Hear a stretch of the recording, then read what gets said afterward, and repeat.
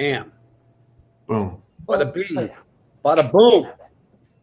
What's up, everybody? Yo. Oh, there's a couple regular places. Oh yeah. Decided I've been for a guest this. Well, as long as Mike's talking about our guest, I'll introduce our guest. The guy who looks somewhat. Remember the movie where they all went to Vegas and the one guy gave them roofies? Yeah, the Hangover. What's his name? The Hangover, Zach Galifianakis. That's it. So our guest tonight was Ben Jones, and we got Zach Galifianakis. It's a wolf pack. It's the, let's do some roofies. So Ben Jones is, for those of you who don't know nothing, Ben Jones is the president and CEO of the Ruffed Grouse Society, and we thought we'd come on. We had a right there. There it is. There, nice. It's mine. Oh, well, that's a Parent Brewery. Never mind. What do you got on? And what are you rocking, Doug? The Lions? No, I'm. Looks like you're playing golf on the Sopranos. What are you doing? What are you doing? What are you doing? What are you talking about? What are you doing? What are you talking about? Forget about it. All right. So anyway, Ben and I had a conversation the other day. I was just catching up with him. Wanted to hear about his puppy, which we'll cover in the second hour. And I said, "What's going on with Ruffed Grouse?" Wait a minute. What? The second hour? Yeah, the second hour.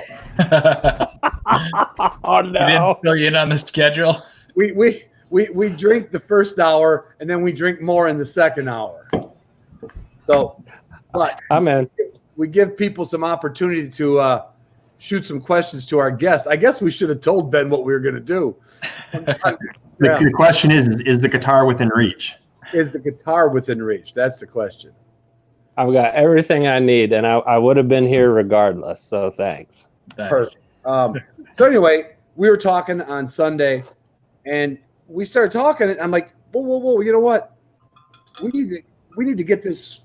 We need to get this question out. We need to get this word out. We need to, I think, stay on top of people who is.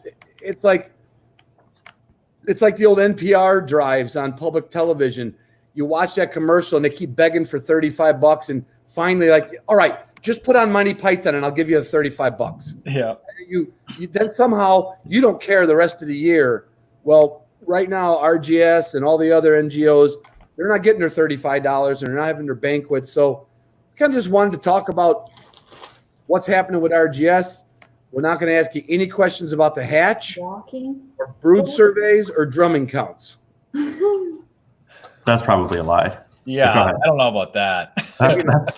Maybe the second hour we will. When I'm yeah, that would be miraculous. People can just submit whatever they want, right? Yeah. So in case you haven't found it yet, in the upper right corner, there's a spot that says live stream comments. And if you click on that, you can keep on with all the degenerates. Leaving remarks. Said they need to step up their beard game. Yeah. Yeah, you just set a new precedent. That's a high bar. Tom Hanks from that movie where he was lost on the island. You know the name of that movie. Castaway. Yeah, Wilson. Wilson. I'm not seeing live stream comments. Are you on your phone or PC? I'm telephone. No. I don't know if you can see comments on the phone. You can't on the phone. No. Well, we can just make him up, and he'll never know if we're telling the truth. Yeah, well, there you go. Doug can flash them on the screen. Can you see those? Flash one up, Doug. Yeah, I can. Hold on. That's how we normally do it if we're really trying to draw attention. Can you see that, Ben? Oh my gosh. Can you read it? I have a clue who Monty Python is, but that's funny. If I have my cheaters on, I can read it. Well, we'll be sure to spell stuff out then. Yeah, we'll do it like this. Ben, are you going to know? You call this. I'm just looking at some of the comments. Well, let's get a little meat on the bone to start with, Ben. Kind of recap what we were talking about on Monday. What's RGS doing, going through, and finding out? No, I didn't even know there was multiple feet. Who's talking back there? My wife's being rude. Oh. So yeah, RGS, what's going on? Well, you hit on it, Ron. It's tough times for all kinds of businesses, and certainly conservation nonprofits are among the businesses that are having a tough time right now. And there was a bunch of news this week about some layoffs from NWTF, and that affected a lot of people that we work with day in and day out, and friends of ours. And so just like every other business, it's tough times, and we've got to adapt. One of the things, of course, with conservation nonprofits, whether it's DU or Ruffed Grouse Society or the Nature Conservancy, whoever, is that we've raised a lot of funds with in-person events. And of course, with that being off the table, then that hits us pretty hard. And so with our peak fundraising season at RGS is March through early May. So just like that, as you remember, that whole thing was just canceled. So we had, an acute cash shortage, but we made some adjustments and really cut spending, and we were able to get one of the payroll protection loans, which was very helpful. And we're solvent right now, but we knew before COVID, and Nick, you probably remember this. Remember the survey that we did with y'all? I think it was my first summer at RGS. It was like August 2018. Yeah. And we asked people what kind of events they have been to or would like to see more of. And over half of people hadn't even been, our members and potential members hadn't even been to a banquet. And those that had said, I'm tired of banquets. So we knew going into this that we had to diversify ways that we raise funds. And I want to make this point real quick because it's central to the whole thing, that for us, raising funds isn't just about making money. We're a nonprofit, and 90 cents of every dollar that we raise is going into habitat. So there's a direct link between money, the amount of money that we can raise, with the amount of habitat work that we can do. So we need to think of new ways of raising funds, and we were doing that going into COVID. And the really interesting thing, we knew we had to adjust on banquets. We were too heavily dependent on them. And in some ways, COVID helped us make that change much quicker because we didn't have the option. So we had to get off that hamster wheel, so to speak, and we need to come up with some new things. So we're looking at the second half of the year, and we want to hit our budget goals for the year and not have a deficit for this year. And I think that would be really big for us in 2020 in the midst of COVID to say we came out of the year without a budget deficit, and we're still doing habitat work. That would almost, I'm crossing my fingers that we can get it done, but it would almost like, okay, how did you do that in a half a year? If it would almost get a few people to question, but you can handle those kind of questions. Well, and I can't cross my fingers either. So, and that's the big thing with all of this is it just kills you the unknowns. So it looked like things were going to open up. We'd be able to have some kinds of events and get together and do some things. And it's always kind of been in question, but now it's really in question. So the hard part is really all the unknowns around, can we get together? And I feel like right now what I need to do just to get rid of that unknown is say, okay, let's just assume we can't get together, but we still need to do this fundraising for Ruffed Grouse and for upland conservation. Mm-hmm. What's the new plan? Because I can't just be crossing my fingers that we're going to have these events. So you find out a week before that things are shut back down, and then what do you have? Yeah, nothing. Yeah. So I feel like we need to come up with a new plan and get some ideas. And I was beating my head against the wall. And Ronnie, you and I talked Sunday morning, and I can't sleep. I can't figure all this out. And it just occurred to me, we all should figure this out. The best ideas are out there among our members and all these people. I mean, we're all in this, so let's get some of those ideas, and I can quit beating my head against the wall. Look at Mark's question. What kind of stuff will ask not what RGS will do to replace banquets, ask what you will do to help replace banquets. Yeah, that kind of is it, Ron. And what can we all do? Because we're all members in the Ruffed Grouse Society, and this is kind of our ship, our conduit to see the habitat work done that we want to see done. And it really does depend on all of us to try to do it, and especially right now. So if we can find some really cool way to make everybody realize that, and everybody, is on deck and trying to help us get all this done and sharing ideas, and man, I think it could be really cool. We could surpass our budget for the year. I think the answers are out there. What are some of the things that have already been tossed out, different ideas and that have already been offered up? Is there some that have really kind of stuck out that this might work if we get enough people behind it? One of the things that worked really well, and a testament to our regional directors and our whole team, was they really hustled, got some platforms built to do some online fundraising. Mm-hmm. And a lot of that was based around online raffles. So we actually were able to make up about a third of what we lost from not being able to have banquets just from these online raffle type fundraisers. So that was neat because it got us used to these online platforms.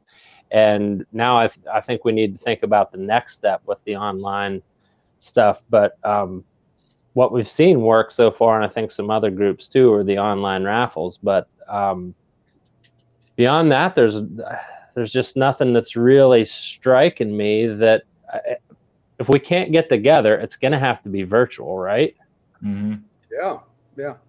Well, I had said to Ben, I said, leave it to me to come up with a smart ass comment. I'm like, well, Jerry Lewis used to do it every Labor Day, right? He did it.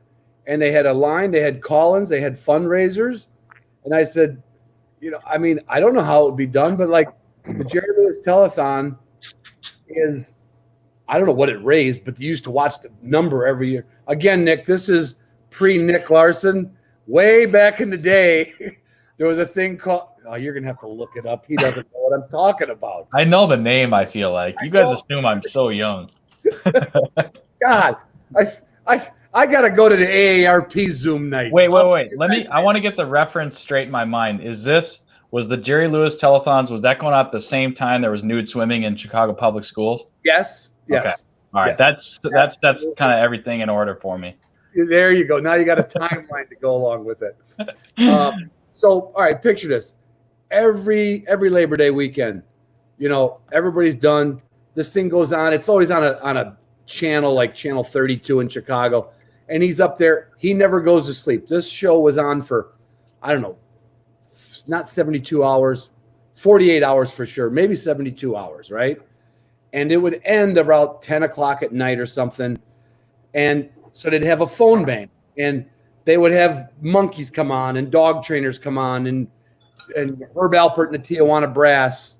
And they would just keep coming to you and pleading to like help these kids, help Jerry's kids. And they'd have little videos about their little kids that have handicaps. And they would just literally beg for money for 2 to 3 days straight. But there was entertainment value along the way. Yeah. Right. And I said to Ben, I said, if we had a telethon, I'd get up there and hang from the roof of a building, and you got to donate like $1 a minute for every minute Ron hangs. Which is exactly $1, right? Right, that's $1. But the first $1 is the first drip in the anyway. So but something corny like that, somebody somewhere has either restructured their company. Like I remember a guy told me one time, he said, Ron, you ought to make this an employee-owned company. And I'm like, it sounds like I'm going to give all my money away. He says, no, you'll make more money. Like, well, what does that mean, employee-owned company? I never knew what that was. on a small, I never heard of it. And then that's a real thing with companies. Yeah. They're employee owned. I don't know, but I don't know how to. So it looks like we had a taker on the telethon, the Hunter Happy Hour telethon idea. And I saw a pint night up there flashed up too. And pint nights, so the way I have seen the fundraising events is there's this balance between or at least a perceived balance between something being really fun and something that really makes money. So have you ever been to one of the banquets where it's like, you just feel like you're getting pelted the whole time, and it's like nonstop auction items, and there isn't a quiet minute, and you're like, oh my God, it's just at you. Well, in my mind, I've always thought, well, that's the kind of event that maximizes raising money, but it kind of stinks for engagement because you can't even hear yourself think, let alone talk to the people at your table. Yeah. How we've been running the pint nights or the birds and brews is kind of the other end of the spectrum, where it's really fun. You get to hang out at a good brewery, drink beer with your friends, and shoot the bull. But it's tough. You might make $500, $600, $800, maybe $1,000. So they don't bring in the bigger amounts of money. But right. I think that whole premise can be broken. You can have some really fun things where you can really bring in a lot of dollars too. That's the idea I'm looking for. Where's this event where you maximize dollars and a really fun time? Yeah. Well, I hate to say it, but one of the people said a wet flannel contest. I'm all for it, But how many RGS members are going to want to see me, you, Nick, and Doug in a wet flannel? I don't know what they mean by that. And I haven't been to a ton of birds and brews. So is there a lot of, is there people there that are, I think of like a BHA pint night where they've got a section off to the side where there's somebody manning a table, and they've got raffle tickets that they're selling there, where they've got tons of donations, raffling off tons of stuff. Then they've got another group at another part of the bar that is just pounding out the pavement with driving new members. Is that similar to what the birds and brews is? Yeah.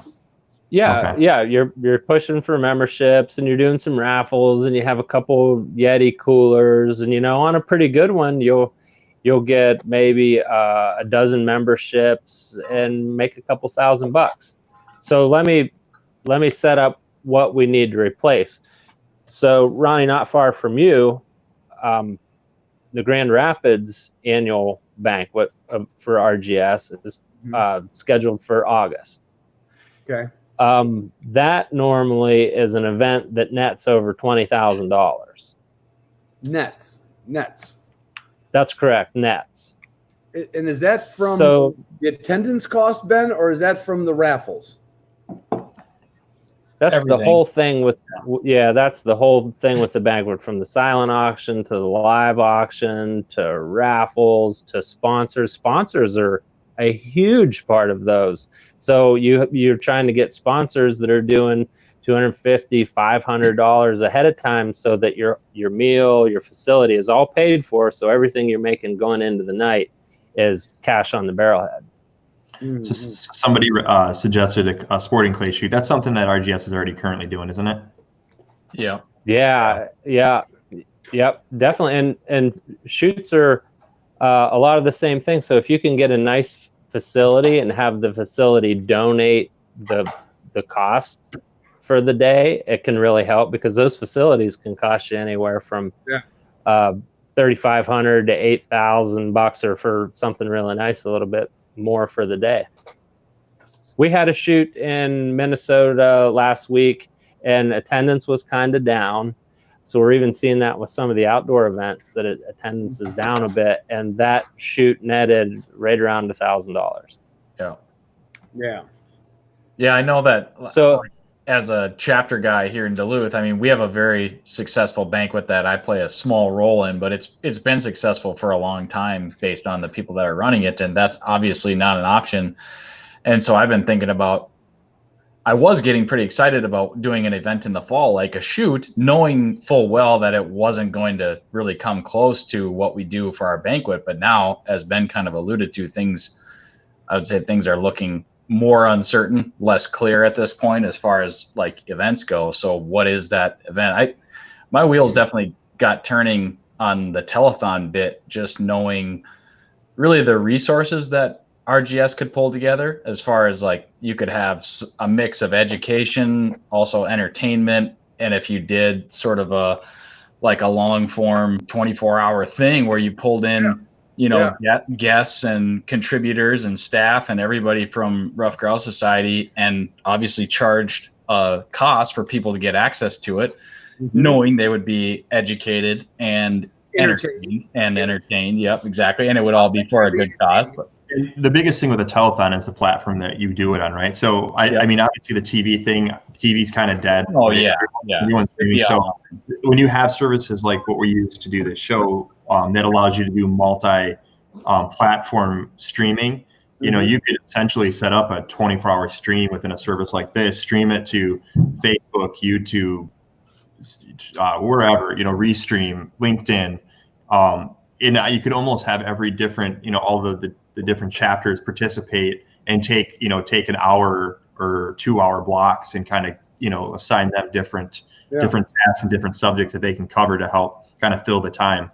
Doug, where could we stream it to put it behind a paywall? That's a super easy thing. You use Restream, and then you can put a block on their website that's just password protected. It'd be super easy to do that. Because then you could obviously put it behind a paywall while it's live, and then you could take the entire thing, package it up, and have it for people to access afterwards. And you could probably piece it out too, like if there was a real educational segment, folks could, you know, pay a few bucks to watch that. I mean, I'll swim naked in my pool. If that's going to cost more. That's going to cost more. Keep your flannel on, Ronnie. Keep your flannel on. Hey. Look at that. Are you kidding? I still got it. You got to leave something as the carrot. So I would, keep the flannel on. What are you talking about? I'm just saying, like, when you're swimming in the pool, there's got to be a next level to get people to donate, you know. So I get out of the pool and I dry off. Right. And they're paying to keep you in the pool. That might be the angle. But hey, you got. So I just thought of something with that, and so this is why I wanted to have this conversation and just brain dump. You know, how much money has been raised over the years over dunk tanks? Somebody wrote that in. Somebody wrote that, a dunk tank of Miller Lite and Dunk Ron in it. Yes. You could do a drive-by dunk tank. Boom. We'll get a pro pitcher though to throw it, and he just sits there. And every time someone donates something, we'll have him hit the target. You know, man. See, that's what I'm talking about. Well, I think we're onto a piece of it, but so a couple weeks ago we had Lan Tawney on, and Nick. You deal with BHA a little bit, and so do I. Yep. They had their rendezvous was virtual, right? I don't know if that's a big membership thing or it's a payback for their members, but they were able to pull off a weekend or 3 days. It was a whole week. A whole week of it, yeah, or a good chunk of a week at least, yeah. So, like I said, if there was a pay, I don't know if they ran a paywall. I don't know how they did. Did. You definitely had to pay to access it. Okay. I know that. Yeah. So you get speakers, you get a comedian. We get, I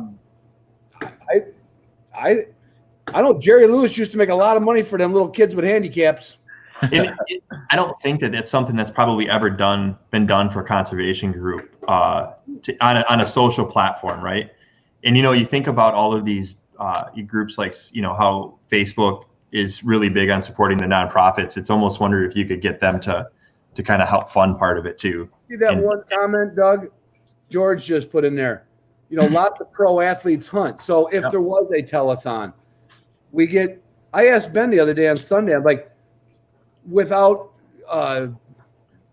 saying someone's name who doesn't want their name said, like, there's got to be either some influential people that are RGS members, or there's somebody who knows somebody who knows somebody. I was telling him how Tim McGraw has 3 Broncos and a German short hair, but nobody knows it. Like, who do we know that knows Tim McGraw? You could have Tim McGraw on at 8 o'clock, and that's a paywall. You could get a bunch of his girl fans to come on. They don't give a shit about RGS. But if it raises money for RGS, I'll get naked. I don't care. I mean, you keep bringing it back to that. Right. Yeah, that's clearly going to have to happen. Ron is going to need to be naked for this. Yeah, I'm okay with that. I'm out. So Jeff was asking, does RGS have a Patreon account with weekly uploads? Is that something that you guys have? I would assume that you guys just have a giving account on a giving link on your website, but I think they're asking basically if you have an account where they can donate money and then there's some sort of a content that's given back to them because, on a weekly basis because of that. Yeah. That's a, it's been very, I get a lot of my listeners will join Patreon to get a little extra discount, to get a little extra access to me, or to get some access to questions and answers. That's another thing it's a gift that keeps on giving, is if you can build it up, Right. And that makes me think of obviously the RGS membership, which in a way is kind of like their Patreon account, right? That's you have a lot of access to Ruffed Grouse Society as a non-paying member. You can go to the website, you can look at blog articles, you can see everything that they do. But as a member, you pay a premium, you get 4 issues of Covers magazine, you get special communications, you get access to the organization. And that's a point that I don't think we should miss. And Ron, you've been on. I mean, we talk about this all the time. Like the size of the Ruffed Grouse Society membership is not large when you compare it to the amount of bird hunters and grouse hunters there are. And in a way, that is a subscription service. If Ruffed Grouse Society could double their membership, that would be a huge influx of fundraising and funds, and obviously way easier said than done. That's been the Ruffed Grouse Society been trying to do that for a long time and continue to work on efforts to increase membership. But for anybody out there listening, I mean, that's one of the easiest ways to bump up. I like this one as part of this virtual summit, whether it's a virtual seminar or if it's part of a rendezvous or a telethon, whatever we want to call it. Yeah. I'm sure the Smiths, I don't know if are they RGS members? Do you know, Ben? Rick and Ronnie, Delmer Smith. I mean, I'd have to look, Ron. Right, but I'm sure they're not I'm saying, even if they're not an RGS member. I mean, Rick Smith lives in Virginia, but where he lives in Virginia, there hasn't been a grouse in 40 years. But that someone like that on a weekend, on a virtual seminar weekend. Okay, you want to pay? There's a paywall to listen to. How much does it cost to go to a Rick or Ronnie Smith seminar? Yeah, I don't know. That's a good question. $400. Yeah. Really?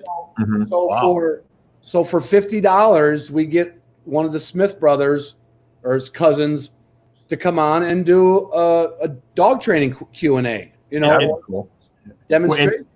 And you could almost take like your grouse camp in the types of seminars and whatnot that were held at that and do it behind a paid wall, where you can pay per day, $10 a day or $15 a day to sit and watch the presentations. Yeah. And then for one price, you could get them all, right? Right.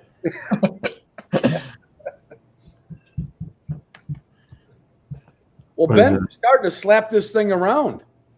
Yeah. That's what I wanted. I just hope nobody from PF is watching right now. Those dogs. That Bob St. Pierre is out there watching right now. Hi, Bob St. Pierre. How you doing? Get offline. Do you want me to give him the boot? Yeah, give Bob. Cut him off. Boot out, Bob. There's that just makes its own gravy after a while. Here's one: RGS branded haircuts. Well, what would be the official RGS? Oh, it'd be like you have to do like a mohawk, like the grouse, right? Yeah. Get the a mohawk would be great. Yeah. What about a ruff? Yes. Yeah, I can dig it. Ruffs, yeah. Can anybody grow a serious neck beard that we can make ruffs out of? I think Jason Meekoff can. Oh yeah, I bet he could.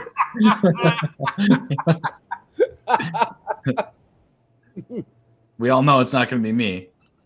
No, I'm not even going there this week. Yeah, we'll leave that behind. We'll leave that for when Tyler comes back. Tyler's not here, just in case anybody has not astutely observed that yet. But yeah, he had some power issues. He's camping. He's camping. He's camping. So the consensus is, yeah, it was an excuse. I think so. Okay. Well, it is a holiday week, but obviously the four of us are here, so. Yeah, well, we're dedicated and we care. Yep. We are in the I Care Club, and Tyler wouldn't be able to tell one grouse hunting story, so he thought this is a week where he can go camp. I definitely like the input and the feedback coming from the listeners here. I don't want to lose this before we move into the second hour in case things get a little crazy. But Ben, could you update us a little bit on the comment deadline for the National Forest yesterday? That deadline was tomorrow, so it's kind of after the fact, but at least give people the lowdown. Yes, absolutely. And then Nick, that'll get us into a little bit about, what's this all about? And we've been talking about our new mode of doing business and what all that means. So we hired our forest conservation director for the first time, a full-time staff position in the Southern Appalachians. And so over about 6 months, we did this search, and we were looking for somebody that was really well-rounded in forest conservation with insights on things like forest economics and markets and where things are going with carbon sequestration and just all these really interesting facets of forestry business models, but also somebody who brings it with wildlife chops as well. So we were able to get our hands on Nick B. Miller, and he's our forest conservation director in the Southern Apps. He works out of Asheville, North Carolina. Nick's first order of business, and I mean right away, over the past 5 years, they've been working on a draft plan for the Nantahala and Pisgah National Forest. So this is 1.04 million acres of public land in western North Carolina. And actually the Nantahala National Forest is where I did 5 years of ruffed grouse research when I was at the University of Tennessee. So that's where I lived with ruffed grouse for 5 years, was on the Nantahala.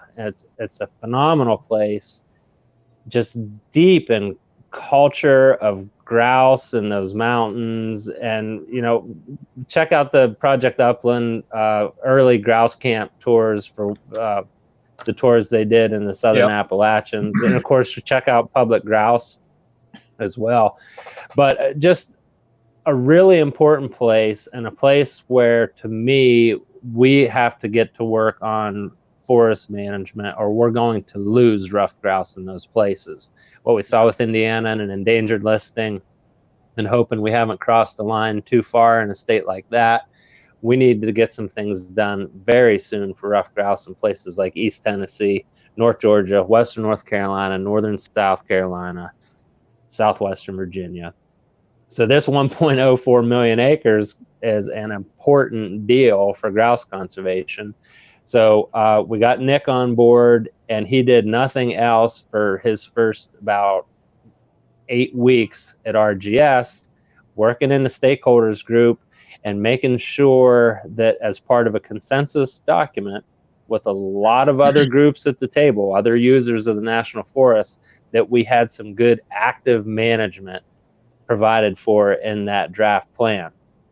So the alternative that we supported is one that would push for about just over 3,000 acres per year of young forest creation through timber harvest, and it would shoot for about 90,000 acres of young forest over about the next 15 to 20 years. It would be shooting for having that landscape about 9% in a young forest state across this 1.04 million acres. Yeah. Currently, it's in the low single digits, 1 2%, depending who you talk to, and current harvest rates are about 800 acres per year across 2 million acres. Yeah. So it's a huge jump to go to managing 3,450 acres per year. And it was, I mean, this is RGS, and this is where all this stuff matters. It was because we had, first of all, active volunteers that over the last 5 years were pushing and volunteering their time.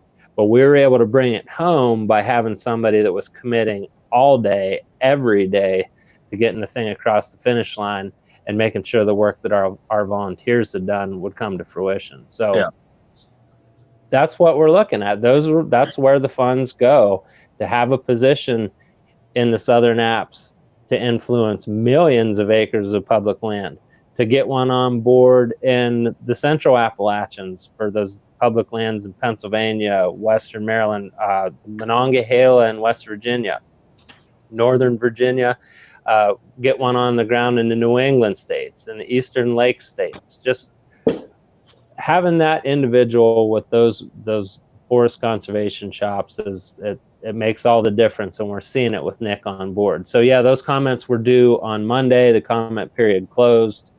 So I hope a bunch of members got on there, because that makes a difference too when the public gets on board with the Forest Service and says, yeah, we want management. Yeah, that's awesome. I mean, that's a huge, I'd be curious if any of the viewers out there have hunted the Pisgah and Nantahala forest. They should comment if they have. But you're talking, a best case scenario, possibly quadrupling the amount of young forest habitat on those pieces of property, which is not the only thing that ruffed grouse need, but it's a critical component of what they need, and it's severely lacking based on my understanding of that region. So an increase there would be awesome, and I know for the people that hunt that down there, they would be very welcomed. Ron, have you ever hunted in those forests? No, I've hunted the George Washington. Okay. And there's one other one, just I think north of there a little bit, kind of up toward that George Bird Evans area, where Western Maryland goes over.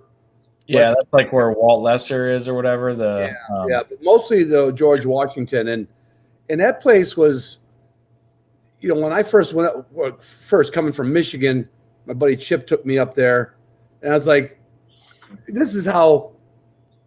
Remember I talk about, like, I didn't know, I thought CRP was just brown grass, right? Yeah. I looked at the mountains. I'm like, ruffed grouse can't live here because they live in Michigan and Minnesota and Wisconsin, right? And it took some adapting.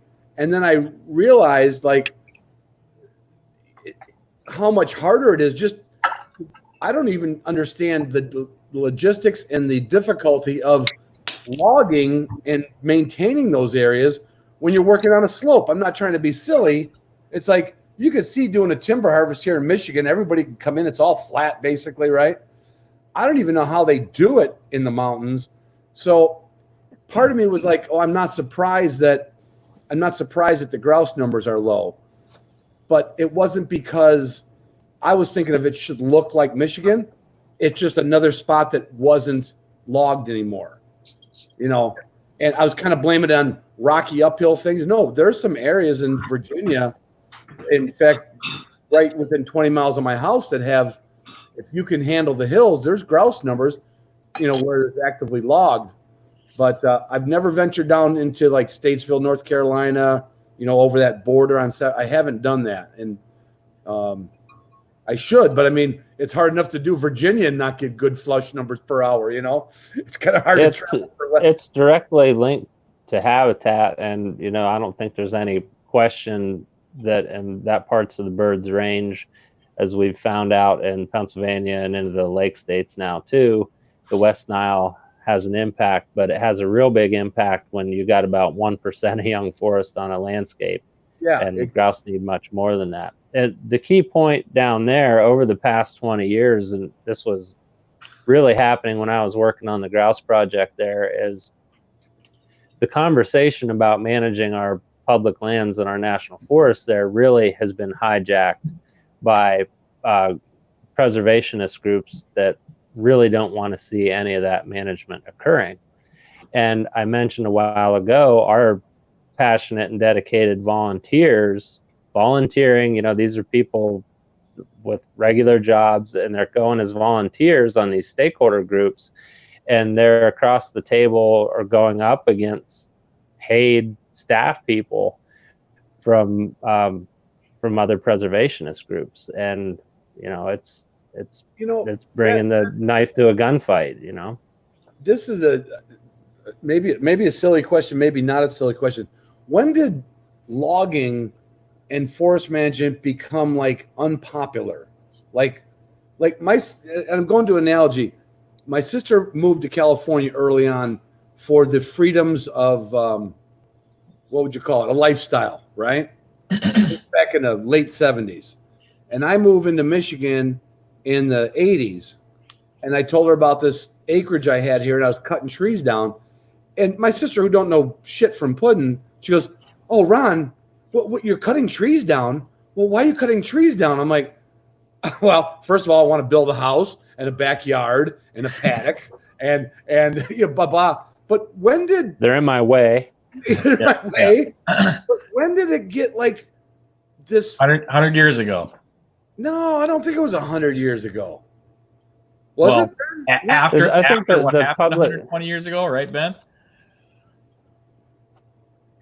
Yeah, the public perception as we know it now, and the organized groups that are anti-timber harvesting, so to speak, I think a lot of it started in the 1980s when you saw a lot of press, as you do now, about clearing of rainforests. And so it painted things with a pretty broad brush, that clear cutting is happening in the rainforest, and rainforests are being cleared for agriculture and other means, but clearly a different thing than sustainable forest management. And the other part, to your point, Nick, too, is that we haven't always done this right. There were a lot of trees cut, and entire hillsides lost their timber before forestry was a science and a profession. Back when it was just extraction. Over exploitation, however you want to talk about it. So I think the clear cutting of the rainforest in the 80s really brought some of that to light. And then the whole spotted owl debate in the Pacific Northwest was another thing that,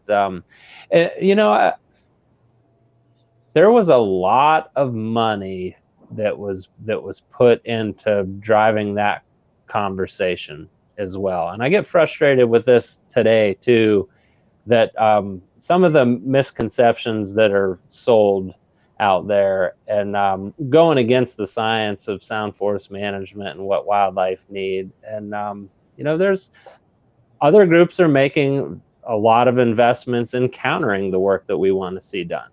I mean, that's what makes, we're talking about fundraising. This is why we need to raise dollars to do this work, because there are others who are raising dollars to make sure this work doesn't happen. If we're not an active voice, then you see what happens in the Appalachians over the last 2 decades. Yeah. Ben, if you lived with grouse in a tent for 5 years, you should know this question. Then how far down south did the ruffed grouse exist, like in the United States? What historically? That's a pretty good question. One of the oldest historical fossil finds actually was from a cave not far from where I'm sitting right now in south central Pennsylvania. And that fossil find dates back about 25,000 years. And so I can't say for sure, Ron, but I will definitely look it up how far south ruffed grouse were. But what you have in the Appalachian chain is that with the retreat of the glaciers and higher elevations, and you really have a different climate scenario at those higher elevations, like my study area, it was all above about 3,000 feet. And I'd leave my house that was at 2,100 feet, and it's, November day, it's kindly raining. I hit 3,200 feet, and it was like snowing, and there was already 8 inches of snow. Right. So up in those high elevations, and even the timber types are similar to more northern timber types. Like you'll find northern hardwoods in western North Carolina above 4,000 feet. It's wild. Yeah. Above 4,000 feet. Yeah. Wow. Because I'm just trying to picture, like, where did it, like, at some point, they probably were never living in Florida. I'm guessing, right? I mean, I don't know. Maybe they did, but yeah, who knows? I guess. But when I got more into grouse hunting and bird hunting and conservation, I was surprised to see the range, how it went out to Montana when we found them in the coulees, by the Madison River, Alaska.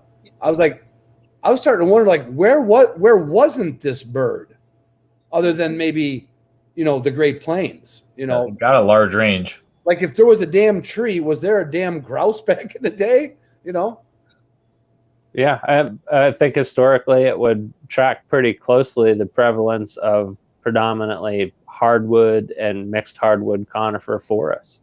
Yeah. Well, that was the most intelligent question I could come up with for the night. And I didn't even have a good damned answer for it, but I'm sure going to look, see what I can find. I know the oldest fossil record was found here in Pennsylvania. And here's an interesting thing, what a cool survivor ruffed grouse are. It was found among several other fossils of species that are long since extinct. Wow. So 25,000-year-old fossil of a grouse, and it's the only surviving member of the group that was in that cave.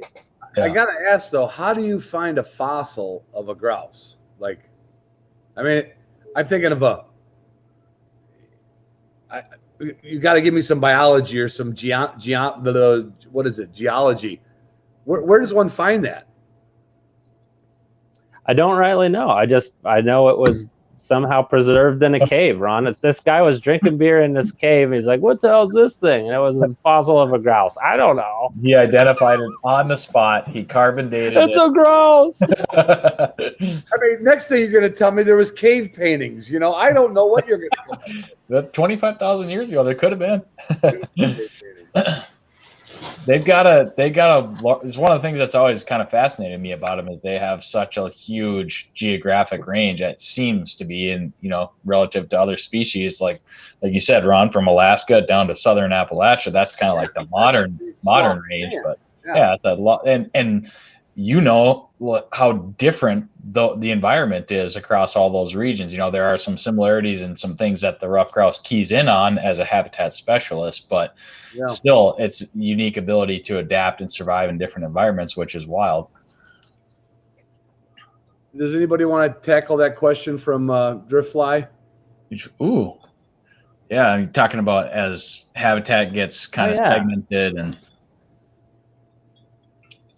yeah, it was really interesting. We would catch grouse. We started grouse trapping usually in about the end of August when the broods were in pretty good shape. And then we trapped all the way through November.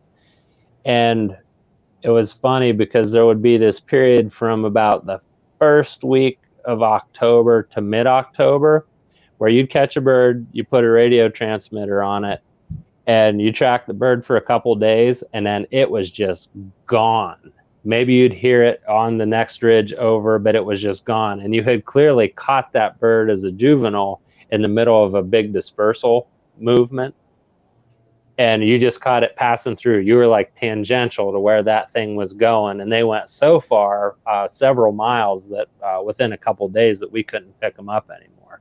So those dispersal distances, and it really depends on terrain too. If you look at in the mountains, they could pitch off at 4,000 feet and go several miles without even flapping their wings.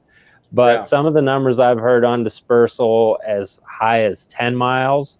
But I think for good connectivity, you want to have good patches of dispersed habitat within a couple miles. Yeah. You're not going to be real successful if you've got habitat, small patches of habitat with big seas of poor habitat in between them, separated by tens of miles. Yeah. They're pretty good at corner hopping, though, right? What's that mean? Well, like a piece of property that's got good habitat, like a checkerboard. They'd avoid the bad habitat and they would corner hop to the next good piece of habitat. Yeah, that's what they try to do. And another interesting thing that you could hear going on, and you all have heard it hunting in the fall, is you hear a lot of drumming around that same period in mid-October. Yeah. And that's because, you know, you've got these territorial males who have set up shop, and here's like all these, you know, juvenile males ripping through here. It's like, oh man, I gotta let everybody know this is my place. And so that's why you hear some of that drumming in mid-October, because juveniles are dispersing and they're trying to set up their territories. Ben, is it, there's some other listener questions that I'll back off and get to, but on the dispersal thing, the males disperse in October, as you're talking about. They go out and kind of establish their territory, and then the females kind of later in the year, the females are then trying to find those males that have set up shop in what should be good habitat, and then that's how they kind of overwinter, or at least that's my understanding. I'm kind of asking you if that's correct. I think I remember a former employee of the Ruffed Grouse Society, Scott from Wisconsin, I'm blanking on his last name, but I can't remember. He was talking about the driftless region in Wisconsin and how a lot of females were getting picked off as they were, because the habitat was too segmented, just what the listener was asking about, and they were having to travel between good habitat and all this marginal stuff, and they were getting picked off. Yeah, so there are a couple things there. It's a little bit, I'm trying to remember the exact word, but it's not quite as structured as a lek type of structure where you have the females really congregating around males in their territories. It's a little bit more dispersed and a little more fluid. It's not quite as structured. Yeah. But the interesting thing with females, and females tend to have a bit larger home ranges than males. And Ronnie, reserve comment. All right, just hold on. The females tend to expend more energy on food acquisition and raising young. So even in the fall, with the stresses of reproduction that are put on females to raise young, their home ranges are larger. So if you have poor quality habitat, those females are going to have to go further to secure those food needs. Gotcha. And every time they have to move more to get what they need, then they're at risk of getting picked off. Whereas the males, they set up shop a little bit tighter. They don't have all the physiological stresses of egg production and laying eggs, so they can have more constricted home ranges than the females. Gotcha. Somebody want to tackle that favorite ruffed grouse book for beginners? I'm not a real expert on that. If there's a good book about ruffed grouse to read. Oh, you know, I would just have to find a copy of the classic Bump. We call it the Bump book. It's a red covered book. Sean, yeah, one of the viewers, I think we talked about it I talked about it with Kellen. I was talking about it with Kellen on a podcast, and Kellen mentioned that you're a big fan of that book, Ben, and one of the viewers went and picked it up. There it is. Yep. The ruffed grouse. Yeah. It's huge. And this one is very dear to me. So when I was a kid, a neighbor up the road from us, he was a fisheries professor, Dr. Dick Soderberg. He gave me full access to his personal library at his house. And so, you know, as a young teenager that was just beside myself about wildlife biology, I think I read every book in Dick's library. And he also gave me access to the first pointing dog I ever worked with, his Brittany. And so in 2002, when I went to work on the grouse project, Dick Soderberg presented me with this book from his personal library. So nice. But yes, find this book. It is just full of great scientific information, but written in a fantastic observational way. It's a great book. Is that book, like, is the information in that book, is it centered around a particular geography? Was he a New England guy, or is it not like that? Yes, it's centered around an area called Connecticut Hill in upstate New York, where they had done some of the first studies of grouse. And so it's really interesting, some of the young graduate students that came through here and went on to, illustrious careers in wildlife management. It was like a breeding ground for the who's who of wildlife management. It was written in, I think, 1947. I gotta go and buy that thing now before everybody watching this tries to go. Sean E said he got it for $31 delivered. That sounds pretty legit. Sean E, yeah. Where'd you get it, man? I'm racing there. Copies, Nick. Get me a copy if you find it. Me too. 3. Don't get one for Tyler though. He can't read. You know what? I just had an idea.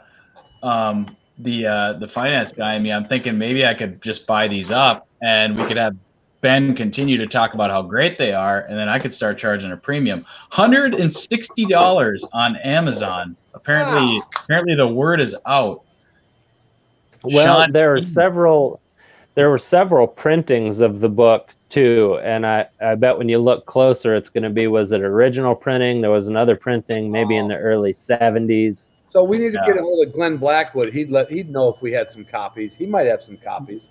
Yeah, Glenn's going to know what those originals are worth. Yeah, definitely. Price is high on Amazon at the moment. eBay's 150. Yeah, Jake. They listened to the Project Upland podcast, and everybody started getting after it. Not that I'm surfing eBay while we're talking. Not a chance of that. I can't multitask very well. Look up the cover. Hey, there's an idea from Brett. Look at that. There you go. Look at that. Do a reprinting of that book and making an RGS fundraiser. Who's got the rights? Can you get the rights, Ben? Got to write that down. Yeah, right. I think we can look into it. No, that's exactly the point, though. You don't know who's going to come up with something. Yep. You just don't. That could be, even though that's not gonna plug the whole dam. That could be something in perpetuity. Yeah. Mm-hmm. Another solid book. Boy, is this shameless. Is this one? Who wrote that? Dr. Ben Jones? No, there were a bunch of people involved in this one, but I was among them for sure. Yeah, put that away. There's another, Nick, I don't have it right here. I thought I did. It was a book written, I'm going to say in the early 90s. It was a Stackpole book that is just a great introductory book to grouse. And you're going to be able to pick it up for less than the more sciencey $150 bump books. So is that the Walrod, the Dennis Walrod grouse hunting book? No, it's not a hunting book. It's more about grouse natural history. Okay. Biology. Okay. I've got it in this office somewhere. Where the heck did it go? Try to find it. But I'm pretty sure it was Stackpole. Well, I searched Stackpole Ruffed Grouse, and I've got this Ruffed Grouse Wildlife series by Sally Atwater and Judith Schnell. Does that sound right? That's the one. That's really good. It's full. It has really great pictures, really pertinent information. That's a great starter book too. That's only $20 on Amazon. I'm getting one. Okay, there we go. There's our starter book. There's actually quite a. I mean, if you Google grouse hunting on Amazon, it's a testament to how how beloved ruffed grouse are. But there are a lot of books on ruffed grouse, many hunting books which I've read or borrowed at some point, and there's quite a bit on the biology too. I've got the for me in my neck of the woods, I've got the Gordy Gullion Grouse of the North Shore. I mean, that's kind of a classic book for this region specifically, and Gordy Gullion put out a lot of information research on ruffed grouse, specifically in kind of the Great Lakes, with the core aspen being a core component of their habitat. That's one of his that's really great that everyone should have. And I think the Ruffed Grouse Society was involved with the printing of it, was Managing Northern Forests for Wildlife. Oh, yeah. That's a Gordon Gullion book. And I feel like the Ruffed Grouse Society did a printing of that at some point. Could have done. For the break here. We're going to take a little potty break at 9 o'clock. I have some of my favorite books. I didn't write any of them. Penthouse isn't allowed on here. 55 Years of Grouse Hunter. I love that one. It was written after you were born. That was Frank. I haven't read that book from Frank, but you interviewed him, Ron. That was a good interview. Grouse, Partridge, and Open Sky. What's that one? It's by Woodcock. Never seen that one. Sage, Rock, and Tundra. It's cool. Okay. Grouse Country for the Old Pat Society. Oh yeah, that's Arts. Yeah, that's Arts. And A Passion for Grouse. That's like a coffee table. Yep, that's the Wild River Press. I got that. Yep. You can't help it. Just like, well, I can't read, but I can sure look at the pictures. Yep. So there. That's a big one too. Yeah. Yeah, it's big. I got to go put them back. All right. You haven't read any of those, have you? I read 2 of them, and I read the biography of Annie Oakley twice. All right, so we're gonna do a little. Oh yeah, we are an hour 2 now. We're an hour 2, so you can have a beer now, Ben. Cheers. Salud. Hey. Dilly. Ben's on mute. I think he muted himself. I gotta go put my books back and go peep. There you go, Ben. I think I didn't realize we had to wait to drink till hour 2. No, you definitely don't have to wait, but we just like to make a point of it. Ron's on number 7 already, so you've got catching up to do. There was one in there. Ben could read the red book as an audio book and then sell it as a fundraiser. That would take a long time. I don't know if I have that silky AJ DeRosa voice that could like do the book read. Yeah, you have to hire that one out. We even AJ hired out the voiceover. Now we got a pro. All right, as a drive, here we go, beer run. All right, if you need to take a break at this time, Ben, you can go for it. I'll be right back. All right, I'm in good shape. Oh, come on now. You're in great shape.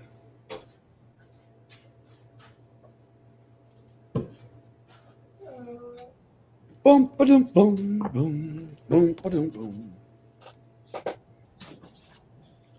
That's a wild haircut you got going there, Ben. That's lack of haircut there, boss. I know. That's what I was saying. Look at this though. I mean, I got a fucking shagging up on you. shagging up. I got a little duck tail going on the backside here. I like the way that receding hairline. You know, I didn't think the longer hair would do good, but my wife says I look a little bit more like a movie star with this. I'm in. A little bit. Not a lot like a movie star, just a little bit. So today's my anniversary. Happy 35th to Ron and Sue today. Oh, man. 35 years, Ronnie. Yes. To you and Sue. Salute, my friend. So if everything works out right, when we get done at 10 o'clock, and then we usually talk for another 30 or 40 minutes. Or an hour. Or an hour. And then I'm going to meet her in the pool. We're going to skinny dip. Wow. Yeah, just letting you know. Yeah, just letting you know that. Well, obviously nothing new for you.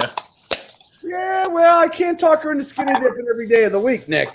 But it is our anniversary, so today's the day. I was just getting at your propensity to be in pools naked, you know, at a young age. It carries over to my old age. Yeah. I wrote that line down that you did the other day, and I told Rusty about it. So he said, so Ron, when you went to Sears and you went to the area where they sold bathing suits, it was nothing but a rack of empty hangers. I wrote that down for my monologue later on. Oh, I love that. That was funny. Happy to contribute on that one.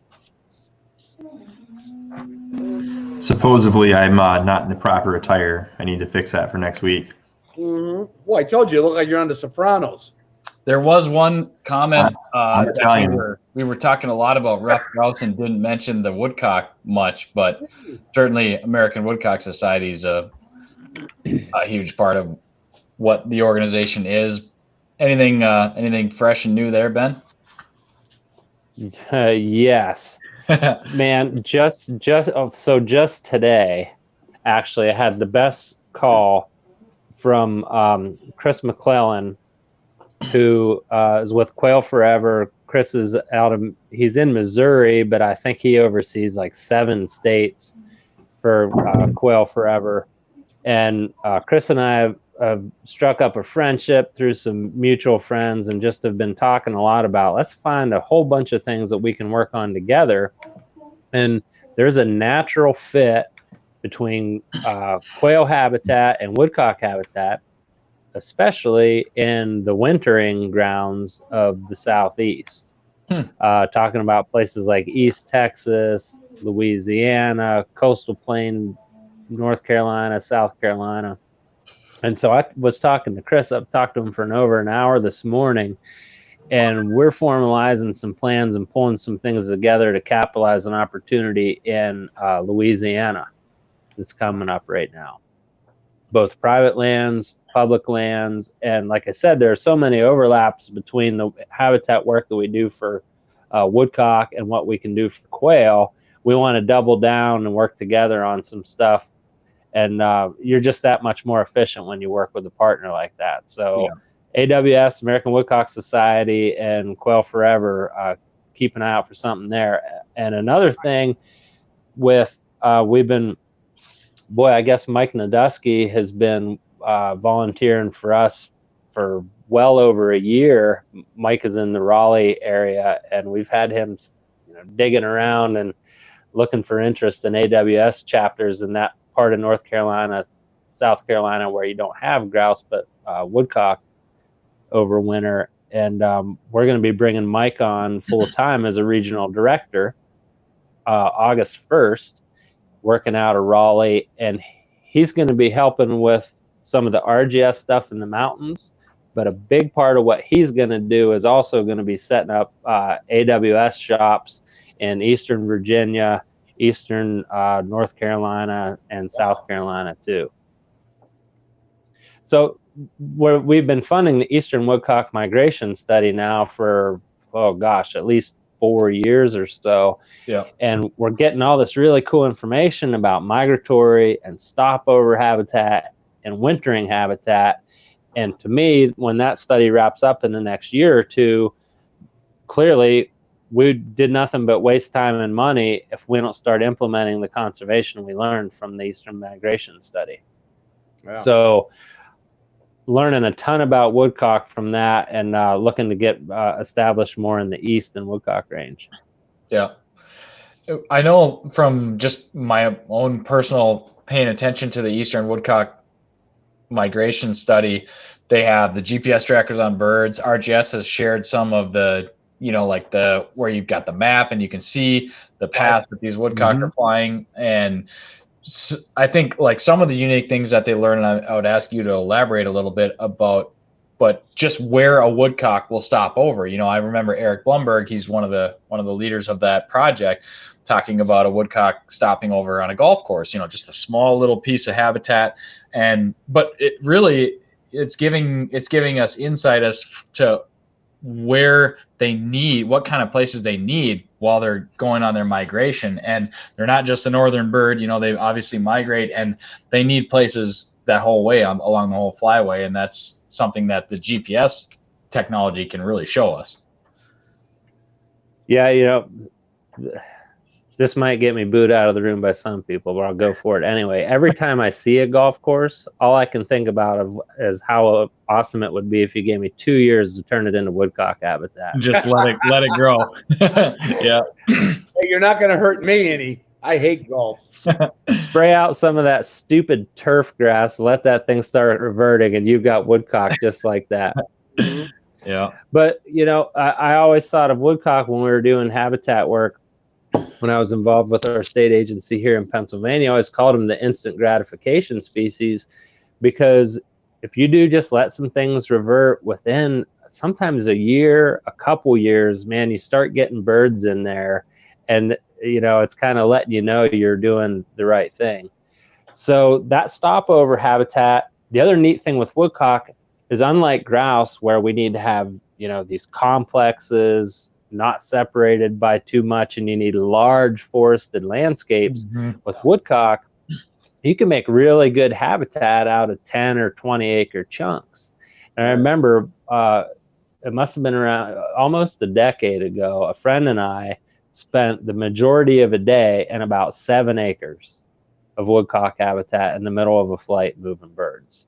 So you can do a lot of work in a lot smaller covers.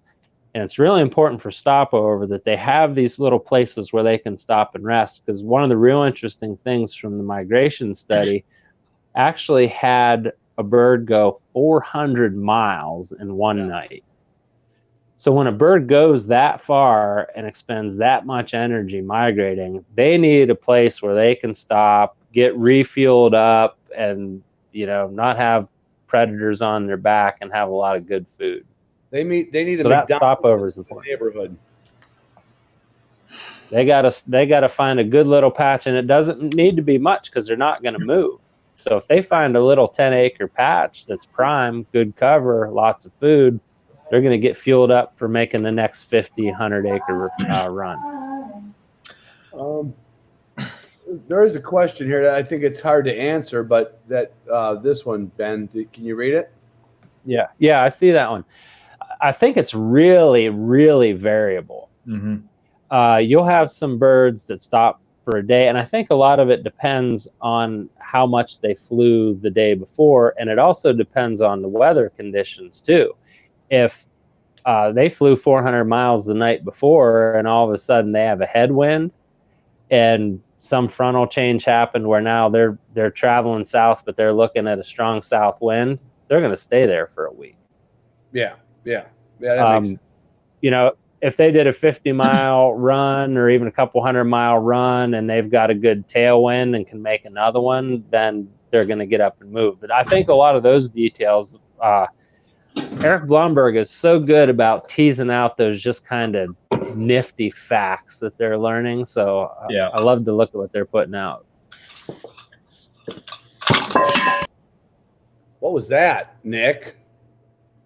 Starting to mix a gin. Put it on screen. We got a bingo spot. I dropped my cocktail glass, but I got it here.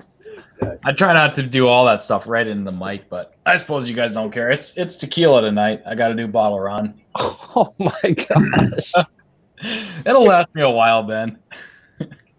You know what? Something I was thinking while you're pouring that drink is how lucky we are with these organizations to have two birds that are so easy to be passionate about, but they're totally different too. You got this, the king of game birds with ruffed grouse, just like this regal character in the woods, just this awesome kind of presence in the woods. And then you got these wild ass woodcock, these things that don't even look like they're built to fly, that make these huge migrations and have all these interesting facts that we know little about them.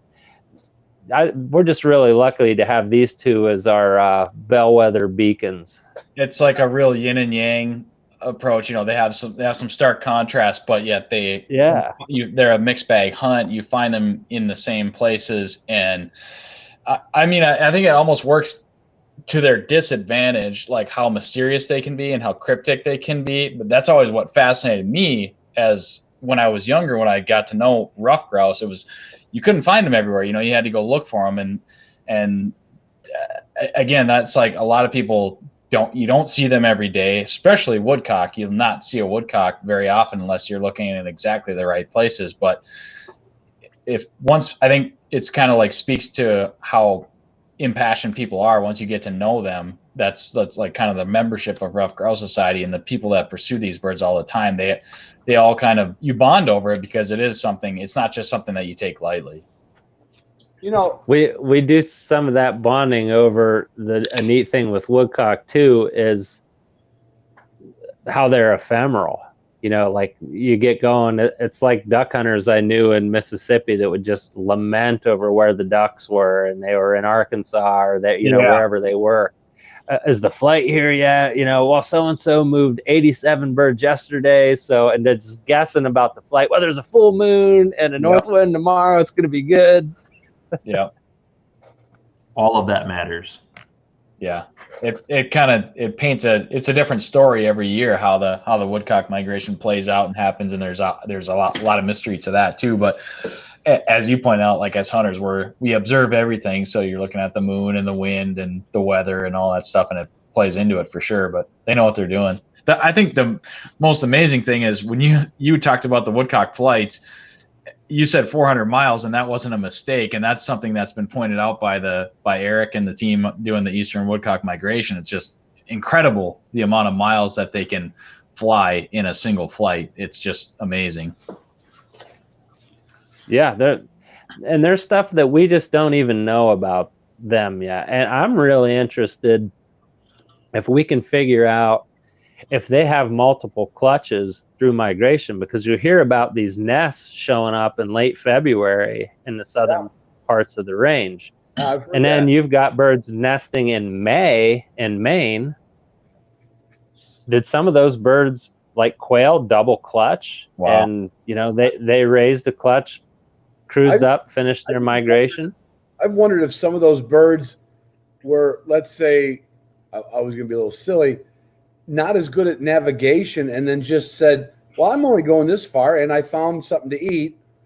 And they get right back into their nesting cycle without ever going north. And then in 100 years or whatever it takes, are woodcock going to be a species you're going to find in Kentucky, like on a regular basis? It's such a weird bird that kind of stuff could happen. Can you see that? I'm looking forward to that whole study being done to tease some of that out. 10 years old. If there are cuttings that are 10 years old and higher, most likely they will also be. Oh, okay. So yeah, that's the really key thing about young forest habitat for grouse, especially outside of the range of aspen, is that they're full of food and cover. So if you look at throughout a lot of the Appalachians, you'll have grape and things like greenbrier that really flourish in those young forest habitats. And of course, the blackberry and the black raspberry and all the mast. So those young forest habitats and mixed hardwoods aren't just about the cover piece. They're also about the food as well. But don't forget, if I had a 10,000 acre property and I just wanted to make it the best thing it could be for ruffed grouse, I wouldn't make it a 10,000 acre clear cut. You've got to mix in those young forest habitats with the older and the middle-aged forest habitats, because as Ronnie said earlier, they're on that edge, and there's a reason for that.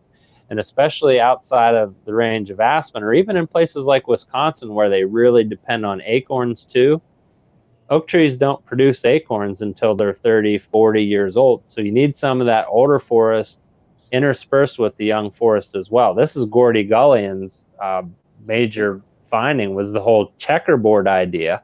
Yeah. And that was just a way to mix old and young forests. So yeah, we focus on the young forest because it's the piece that's missing in a lot of areas, but older forest is important too. Yeah.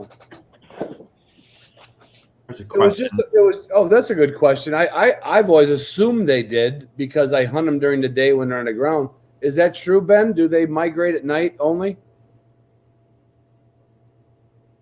I don't know. We'll have to check with the Blomberg crew on that one. I certainly have heard of major nightly movements, but I'm not sure if they're also making big moves during the day. Right. Not sure. Yeah. What are the odds of getting birdling groups to beat the habitat drum? Well, you talked about that, Ben. Yeah, just this week with the Nantahala plan, we work closely with the American Bird Conservancy and the Appalachian Mountain Joint Venture, which is a conservation group that joins a bunch of different groups and state and federal agencies that are interested in bird conservation. So absolutely. And just 2 months ago, about two or 3 months ago, right as COVID was kicking off, we signed a formal agreement with the American Bird Conservancy to partner on forest management. And we'd been working with the American Bird Conservancy on many projects anyway. So the American Bird Conservancy, and you interviewed Kevin Shepard on your podcast, right, Nick? Yep, I definitely did. Kevin Shepard is a forester who works for the American Bird Conservancy. Yep. And so John Staggerwald, our forest conservation director in Wisconsin, Minnesota, Iowa, just finished up doing some collaborative work with American Bird Conservancy and Kevin Shepard. So absolutely, we love working with those groups, and they build capacity with us. They make it possible for us to do more work. Yeah, and to elaborate, Kevin Shepard he's a forester, works for the American Bird Conservancy. He's a diehard ruffed grouse hunter. He's a bird dog guy. I mean, he's definitely the total package, really. And I know, like, he's my closest exposure to the American Bird Conservancy, but when I talk to him and then hear the partnership with ABC, I mean, it makes so much sense, really. Yeah, we're definitely in the same sandbox with the same objectives. Yeah. No doubt about it. Well, somebody there is asking about spruce grouse. You guys have spent more time with spruce grouse than I have. You want to elaborate on the habitat differences and similarities? Well, I know Bailey's watching, and Bailey would probably be our resident expert on, or she was at least, on that. I mean, I have very rarely chased spruce grouse specifically. I encountered enough of them while I was hunting over the years, hunting in Northeast Minnesota, and you'll find them in the same areas. Like you're not necessarily going to drive 50 miles one way or the other to find one or the other. But if you were going out trying to find a spruce grouse, you're probably going to go into different stuff than you would were I going to try to have a really great hunt on ruffed grouse, mainly because spruce grouse tend to favor, and again, I could be corrected here, but they tend to favor really heavy conifer spruce. Obviously, what who would have thunk they would favor spruce, but really dense conifer cover, and that's the kind of stuff where I want it nearby, but I'm not going to walk right through the middle of that stuff trying to shoot ruffed grouse. So. You almost can't walk through it. Yeah, exactly. Yeah, and they were. Bailey and folks were chasing them in the public grouse film, and I think that was pretty evident in some of the footage captured there. That's tough, very tough hunting, and it's really no surprise why the spruce grouse live there and are there. But I've never seen one and never shot one, but I would if I had the opportunity. And Kevin, who asked the question, he's in Ontario, so he probably sees more spruce grouse than all of us. Yeah. Oh, Mike Herder wants to know what's everyone's drinking. Well, I'm drinking my usual Miller Lite and a dilly billy things. That's what I'm drinking, but that's not a surprise. I got Sam's Club tequila. Mike, I thought you were watching. I think it's good. Ben, can we cover the ham? I can't talk about it. I can't talk about what I'm drinking right now. It's just too emotional, isn't it? Hammer time? It's too emotional for Ben. I had to switch up, man. They yanked the rug out from under me recently, and I feel for you. So I think it's a function of COVID. Since I was I won't give an age specifically, but pretty young, I was drinking Ham's Light, and it disappeared for a little while in my mid 20s, and then in my early 30s it came back again, and my friends and I were just thrilled about this. We had Ham's Light back, and it had been back ever since. And one of those same friends texted me the other day, said, "Beer store's out of Ham's Light." I said, "Oh, that sucks for you." Went to my beer store, no Hams Light. I say, something's going on here. So it seems that they have quit brewing my favored brew here for hopefully some temporary amount of time. Really?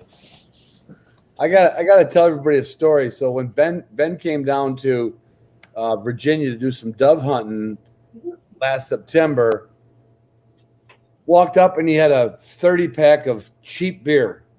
So I immediately knew that I'd get along with him because he didn't bring in like a 6-pack of, old knocker whale piss or anything. It was Hams Light Special. Okay, Perrin Brewery Black Ale guy. That's only for money. Okay. But I have one Perrin Black in the refrigerator for later. But anyway, it's not for money anymore. No, it's not. But this is a. I'm going to pump some sunshine up my own skirt here, and I am going to get a kilt, by the way, from Jack at Gumleaf. He's sending me a kilt, so that's another thing we can do at a telethon. I can be in a kilt. Anyway, so we're sitting there somewhere around, I don't know what time after midnight it was. Ben and I are sitting at my kitchen table at Beer Mountain. And I said, Ben, we don't have to get up early. Dove season doesn't start till noon. I said, but yeah. And he goes, oh, Ron's going to go to bed. And I said, no, I don't have to go to bed. Went to the fridge, got another beer, got him a beer. About an hour later, he's like this. I'm out. I'm done. I'm like, come on, baby. He baited you. Baby. And then what happened? I stayed in for another hour, and between us two fools, it was 2 a.m. before we even cashed it in. No, you hung tight. You didn't tap out. I think that next hour we both went like, you okay with that? I'm okay with that. You okay with that? I'm okay with that. Okay, let's go to bed. Takes a good partner. You gotta kind of damage. Yeah, you gotta love the guy that shows up with a double-decker suitcase full of beer, not the 6-pack, huh, Ron? Right. Yes. I know that this man is serious and his passions are deep. Love that. I don't know if Ben wants to handle this one or somebody else, but at each end of the woodcock migration, how large of an area do they make their home range? Oh, I would guess, but I should have Ben or Ben maybe would know. Make a guess at it, Ron. Well, I'm saying 5 to 10 acres. That's what I'm. It would be a guess on my part, but yeah, I don't think they don't. I mean, they find very specific kinds of habitat and then they use it. But what do I know? Yeah, it depends on the habitat availability too. If it's really prime and they've got some open areas that they really like, as you know, for night roosting, adjacent to some of the thick, dense cover with lots of worms and lots of cover, then those home ranges don't need to be very big. But again, this is kind of the causal factor that makes habitat relate to survival. That if you have really prime habitat and those birds don't have to move very far, right, then they're a lot better off. It's when those birds have to move, that's when they're at risk. So prime habitat means they can meet all their needs in the smallest area possible, limiting movements, because the more they move, the more they're at risk. Yeah.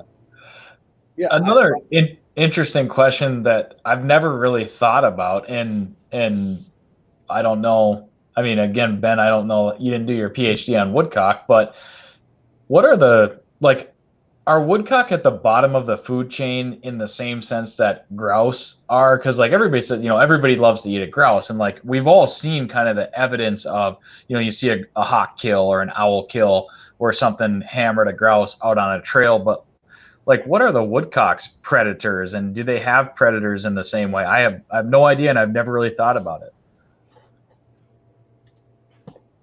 I'm not sure. That's an interesting thing to think about.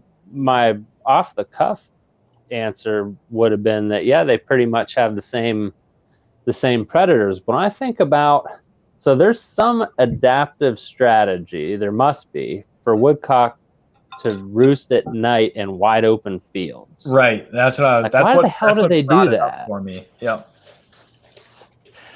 So that's an interesting thing to chase down. That there is some adaptive survival strategy to that, but there also must be costs too. Like, man, I could see great horned owls just really making the most of woodcock roosted in an open field. Sure. But on that, or maybe they can evade owls better in a field. I don't know. On that note, I'm going to tie this right into the bird dog world. Maybe the great horned owl is like an English setter, and he doesn't want to pick up a woodcock.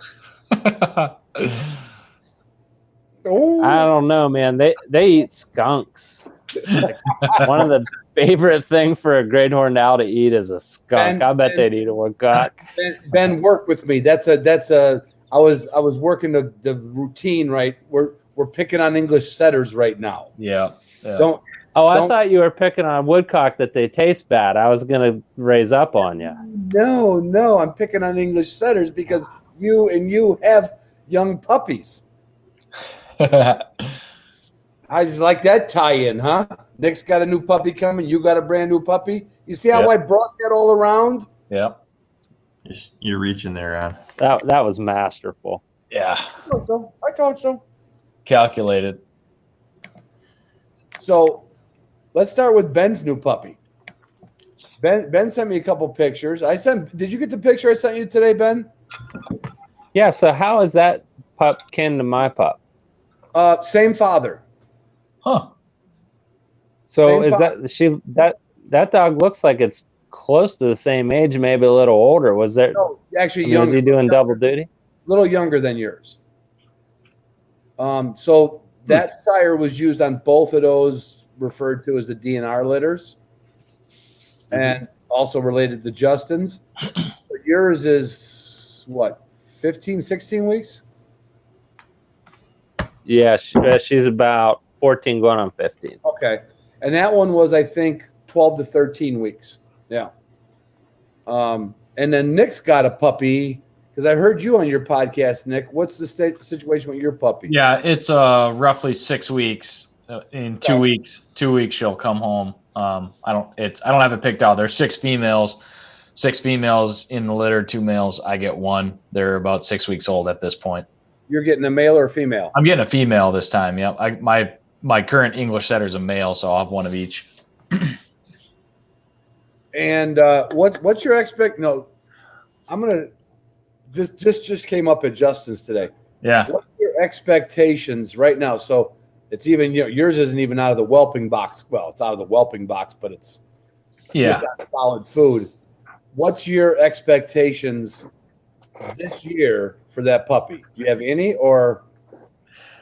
I would say no expectations as far as. Good answer. Yeah, I mean what it's gonna do. Like, no, I don't. I already have a dog, and we talked about this on a previous episode where when I got Hartley, he was my only dog, and I didn't have high expectations, but I didn't have any clue what to expect. So I didn't really know. And now I have a little bit of perspective as far as what I may or may not see this fall. If I shoot one bird over this dog that it pointed and I get a shot, I would be really happy with that. You know, I have zero expectations as far as killing birds or anything. Hopefully it's going to see plenty of time on the road, going to different places, participating in different hunts, short, frequent bursts in the woods and field. And it's going to get a ton of exposure this fall, but that's all my expectations are. I would agree with that. That was a good answer. Yeah. And if you did shoot a bird over that, I would hope it's around December. Yeah. But now Ben, his dog is kind of on that older. Is on that cusp. He'll have a pretty good search on him in another 2 months. I mean, just at least the search part. What's he doing? Well, the pup's nearby. Yeah. Oh, look at that. Oh, look at that. It's housebroken. Did we wake you, Angel? Oh, you little baby. Love it. Did we wake you?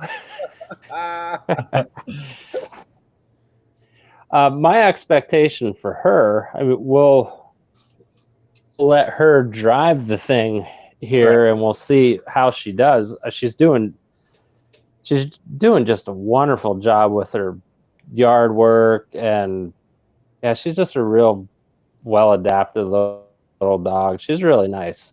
Mm-hmm. So my expectation would be just to get her a whole bunch of experience. I hope I can get into some good flights of woodcock and just let her really do the puppy thing with a whole bunch of woodcock. And then I've got some really good options if the weather's decent for later season grouse in Pennsylvania, some large private properties where I may be able to put her on just contacts, lots of contacts. I want her seeing lots of grouse, smelling lots of grouse, and maybe knocking down points on a few woodcock. That'd be wonderful. And then we can do a little bit of southern traveling in January and February, maybe Jersey, maybe South Carolina.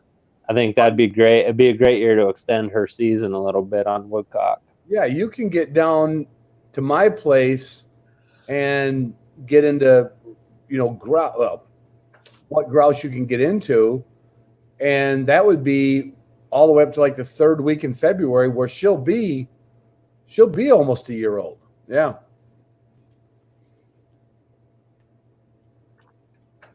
What are you doing? I'm sorry, Ronnie. My volume got knocked there, and I didn't realize it. Oh, you're You're good. We can hear you. We can hear you. But I'm saying I couldn't hear what you were saying back, Ron. I'm sorry. You were at your dog's age now. You could get down into where my place is in Virginia, in West Virginia. They hunt right till I think it's the third week of February. Now she'll definitely be able to run good in the mountains by then. So yeah, you got some options. A little bit older dog, but that's like what, 6? Your dog's 6 weeks, Nick, and your dog. Yeah, that's a big difference. There's a big difference. Yeah, my dog will be 1 month older than my first dog, Hartley. When I got him, I didn't get him home until August 8th or 9th.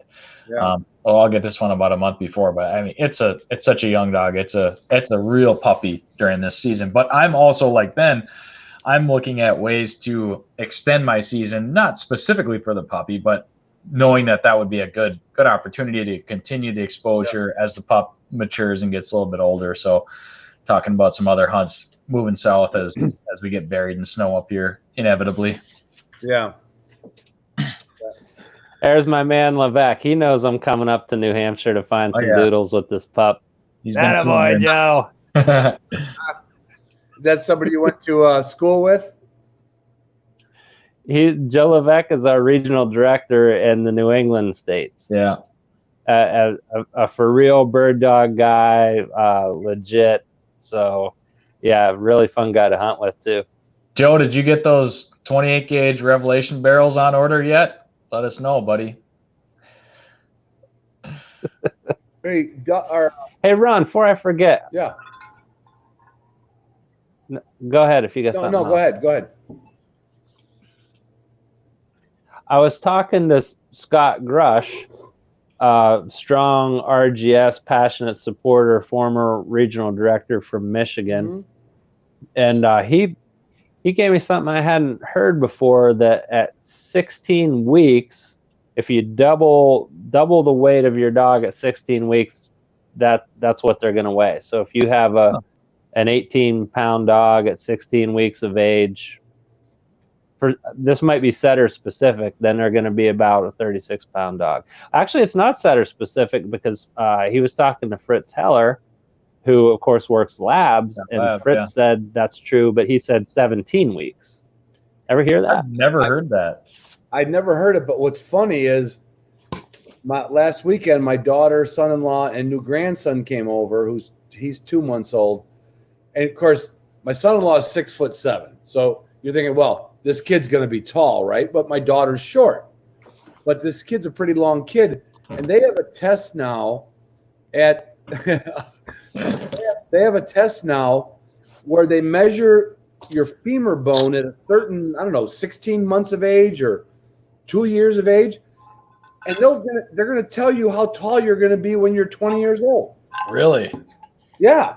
The femur bone is there's a multiplier. So I'm not going to discount what you're saying, Ben, but I've never heard of it. Yeah. No. Well, I'll write it down. She's coming up on 16 weeks. We'll see where she's at. Yeah, I'm gonna do that too because I want to. It's usually that stuff gets pretty well passed. You know, like you hear stuff, it gets pretty well passed around the bird dog world. But not that I've been in it for that long, but I hadn't heard that one. That's interesting. You know, I'm thinking about the last couple of dogs. I wouldn't be a bit surprised if that's half-ass accurate. Right. Yeah. And I would take Scott. The funny part to me. The funny part to me was the argument between them, between Scott Grush and Fritz Heller. Fritz is like, "Well, I do 17 weeks." Yeah, that's true. Yeah, you're fiddling with the week there. Ben, yeah, you're right. There's some dudes that know dogs. I have a quiz for Ben. Ben, what objects behind me can you name?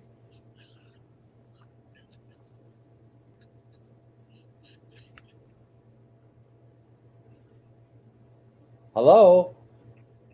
He's checking it out. I'm looking. There's one. I see the one that you're trying to get him to identify. I mean, he's a forester, for God's sakes. Well, I mean, you're not talking about the saw, right? Yeah.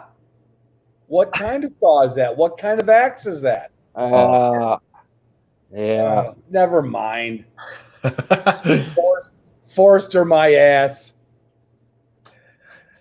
So help me out. What kind of a saw and an axe is it? That's a one-man crosscut, and that is a broad axe that was made for cutting notching. Notching, but they use it for making railroad ties.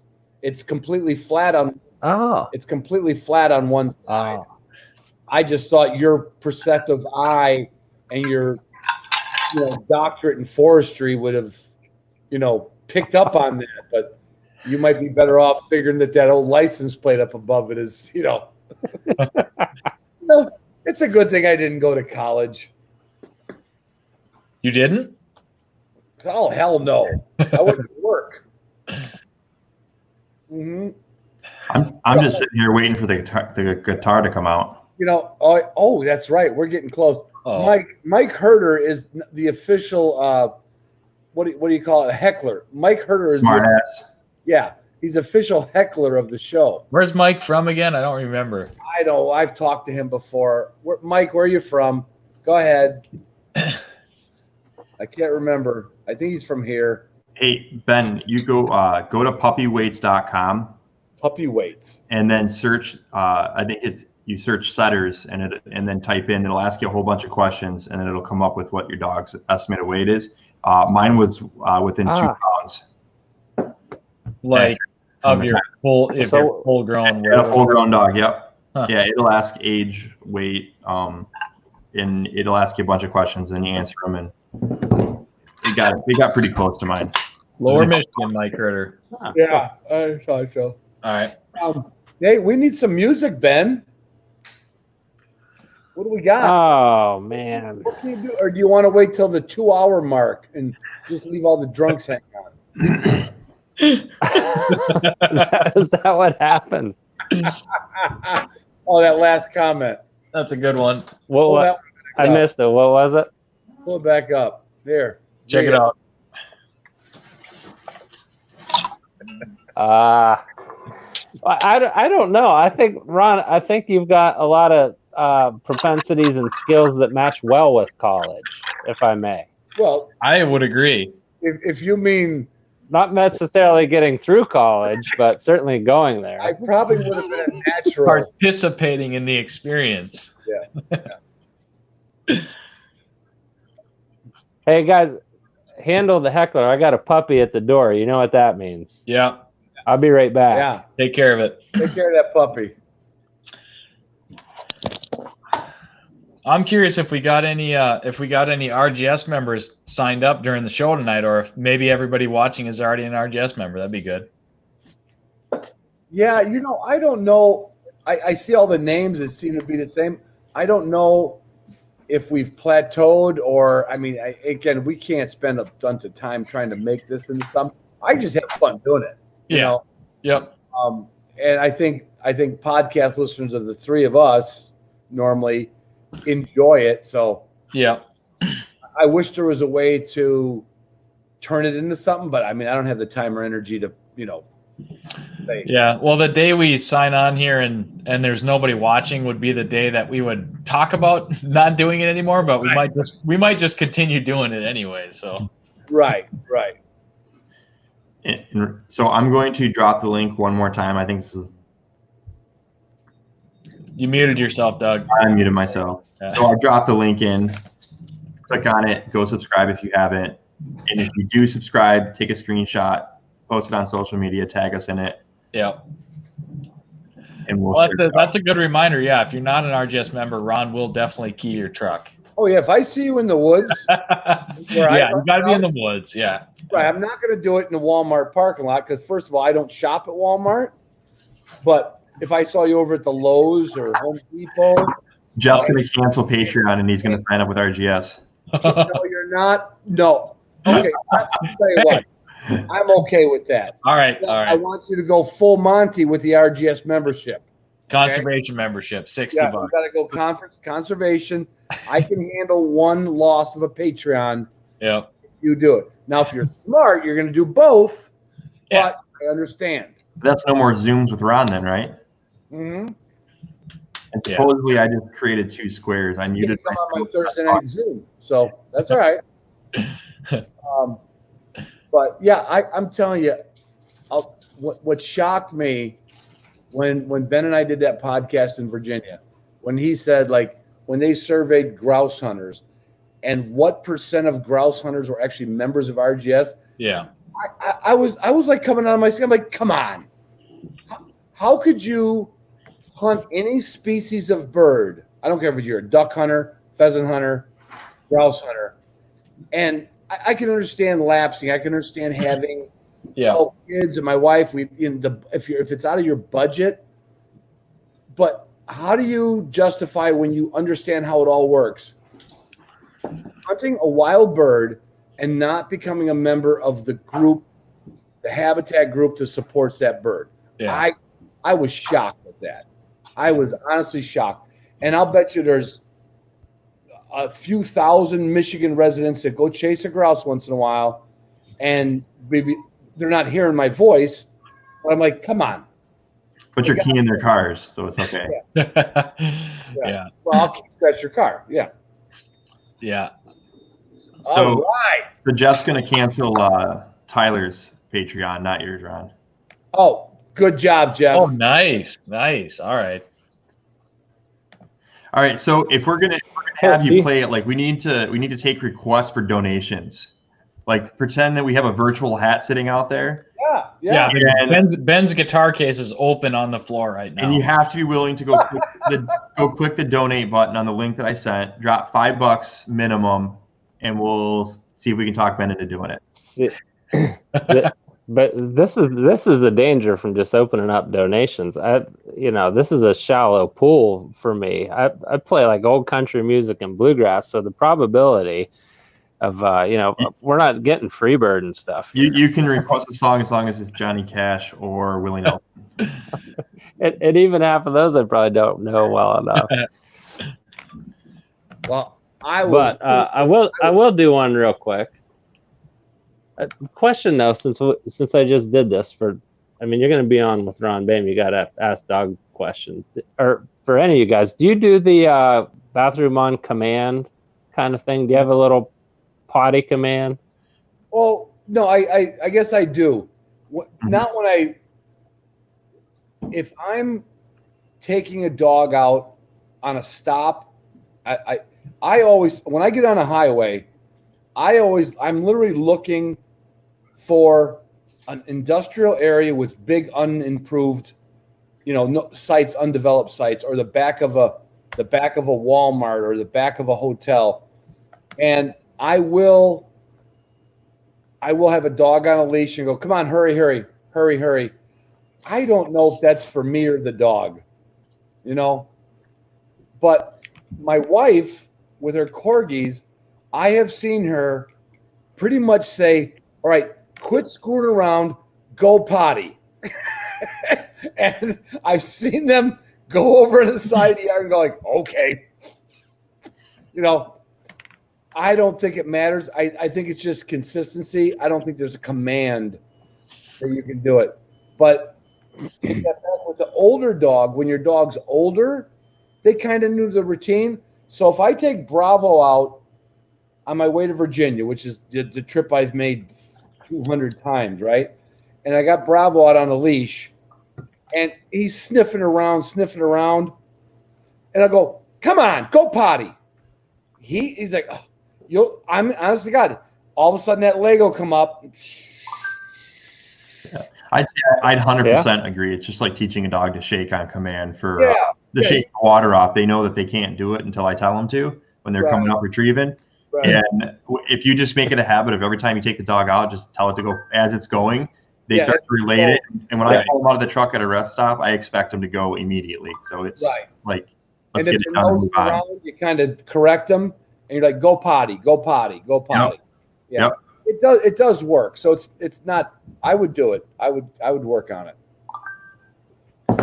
I've found it to work incredibly well. The one issue with it has been, so she's right here. She just went, I think I can say it, but the other day, my son was relaying a story and using the command in the house. No kidding. I'm like, nobody, don't say it in the house. That's a smart dog. Our word is always, we tell her to pick a spot. And I read this in a book that if you do it right when they start going, that you can get them to hurry it up, like when you're on the road. And I found it to work pretty well. It just worked really well when I took her out just now. Yeah. I think you can. I really do think you can. You can work it. Ben, is there a spot that somebody can go and click a link that we can send them if they're already a member and they just want to do a donation? And you can get that on the Ruffed Grouse Society website. If you go to, I'm looking for it. I just can't find it. If you go to the store, if you're on the Ruffed Grouse Society website, and then you go to the store. Oh, make a donation. Yep. Then make a donation. Yep. And then lastly, survey. Ben, did you get that survey put up for ideas of what's the next telethon? What's the next? Is that up and running? I bounced that to Nick, I think, yesterday about what his thoughts were about a landing page or some way that we can kind of at least semi-coherently collect all the input that we're undoubtedly going to get. Yeah. Right. Okay. Well, maybe Nick and I'll talk about it tomorrow. Yeah. Okay. Yeah. Look at that. People wanting to put out dollar amounts for songs. I love it. $15 for the bird hunters. Now listen, can you guys collect some of these songs? And so when we do this, I'll learn every one of these. So this is a challenge for me. That's how serious I am about this. Put those requests up. You guys take them down tonight, and by some time when we have this deal, I will learn them. Love it. And at $15, we'll see where you fall in line at $15. If somebody's offering 100, guess what song I'm learning first? Yeah. Love it. Yep. But just quick flavor, just one quick tune, and I hope everybody puts all their future requests out there. But this one is a country music guy that I liked a lot, and when I was a teenager, but he fell victim to COVID here early on in the disease. So I kind of learned this song just in the past few weeks thinking about this one. But I'll probably take these buds out. Yeah. Can you guys hear that okay? Yep. Yeah. That sound all right? Yep. So this is a Joe Diffie song. Joe Diffie died of COVID back in April.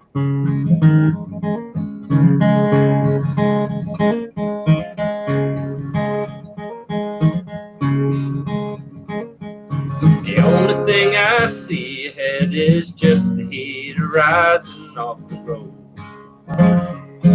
And the rainbows I've been chasing keep on fading till I find my pot of gold. More and more I'm thinking that the only treasure that I'll ever know is long ago and far behind, wrapped up in my memories of home. Home was a swimming hole and a fishing pole and a feel of the muddy road between my toes. Home was a back porch swing where I would sit and Mom would sing Amazing Grace while she hung out the clothes. Home was an easy chair with my daddy there and the smell of Sunday supper on the stove. My footsteps carry me away. In my mind, I'm always going home.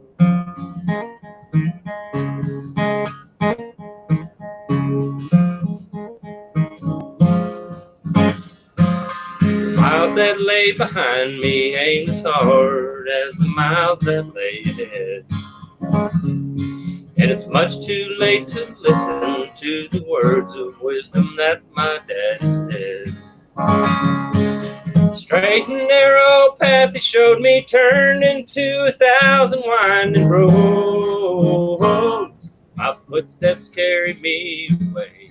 In my mind, I'm always going home. Home was a swimming hole and a fishing pole and the feel of the muddy road between my toes.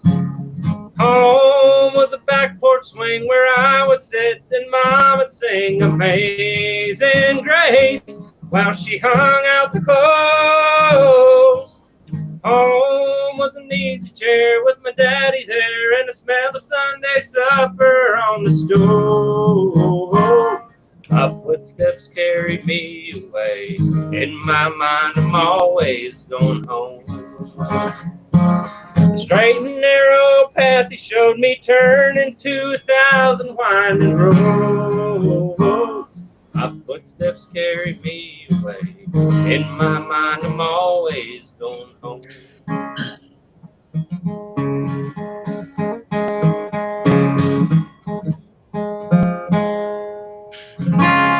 Yeah. There she is. Little hats off, tip of the hat to Joe Diffie. Hey, Ben, I got to ask you. So this What's is up? something you started doing. How do you remember? Is it something about a musician that can remember lyrics? I mean, did you have a sheet music in front of you? How did you remember the lyrics? So that I saw Joe Diffie at our county fair when I was probably 15 and just loved that song. It was one of those songs that was popular on the radio when I was a kid and just kind of remembered it. And recently when I found out he died, I'm like, man, I ought to dig up that song. I always liked it. So it's kind of like just stored up in here from, it's like I could sing the Edmund Fitzgerald, but only as long as it was playing, right? But you can sing and play it. Well, it's kind Joe, of Joe's offering $100 there, Ben. Carry me back to Virginia. Are you guys writing these down? That'll almost make us 200 if you just do it tonight. They'll be saved in the live comments. We'll be able to pull them all out. Okay, I'm good. listening. Yeah, I've always been amazed. So, I'm going to pull it up on Spotify if that's going to get me $100. Pull the lyrics, but yeah, it kind of goes hand in hand with the song. Obviously, as you're playing it, it pulls the lyrics out, but it's not easy, that's for sure. Yeah, I in any song that I pick up and learn, this is why I'm not a great on request guy, because some song will just kind of speak to me because there's a lyric that speaks to you, and it's easier to remember because that's a storyline that you're kind of drawn to, so this will really, just staying here on dollar amounts, this will really be a challenge to learn these songs that I don't have this personal connection with already, but I'll gain that connection in the name of Ruffed Grouse, by God. There's about $400 worth of requests. That is, there's some money there. And a couple people did already donate. I think there's $40 that was actually donated so far. Ah, man, thank you. This was not all for naught. We did some good tonight. Yes, sir. So with that, I think we're going to call it a close. We just but I got to have another song from Ben. There's no way. We're doing an encore. Oh God, yes! Come on. I got that much beer left. I got a new beer. Yeah. Ben, when I sat there at my kitchen table, I said, we played the what was it? The bear hunting song. Oh yeah, the bear hunter. That I think I recall seeing a video of that. Yeah. But what's one of your favorite ones? What's one of your favorite ones to just play? Like when you and your wife, the kids are asleep, and she's like, "Honey, pull out the guitar. We're at the campfire." What's one of your favorite ones? Just like one that you love doing. This is funny about Michelle and I, because I sing these. My favorite ones are just these heartbroken country songs where the guy was just an absolute idiot and the woman left him, and she's like, "Do you people never learn?" But I did when Michelle and I were recording. You talk about lyrics, Ron.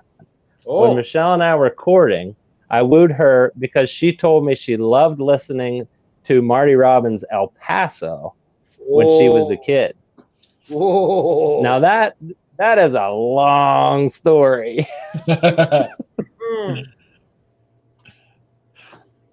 Let's hear it. I think we'll say, no, I'm not playing El Paso unless somebody requests it for the next round.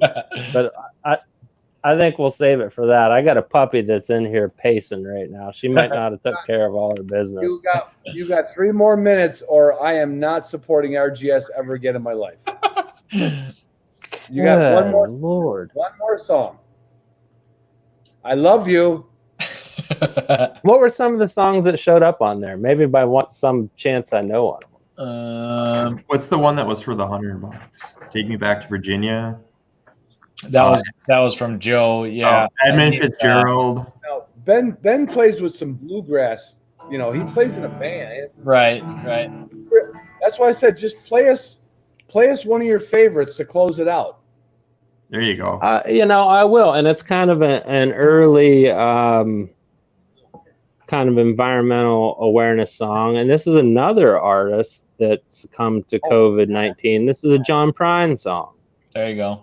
So I guess that'll kind of be the theme for tonight, giving a hats off to some of these really incredible artists that succumbed to COVID. But this is a John Prine one. And I don't know as I've ever played this on guitar. In our band, I usually play in band. When I was a child, my family would travel down to western Kentucky, where my parents were born. There's a backward old town that's often remembered. So many times my memories are worn.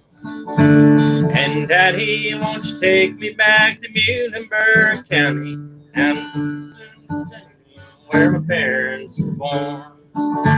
There's a backward old town that's often remembered. So many times my memories form. I don't remember the words to it either.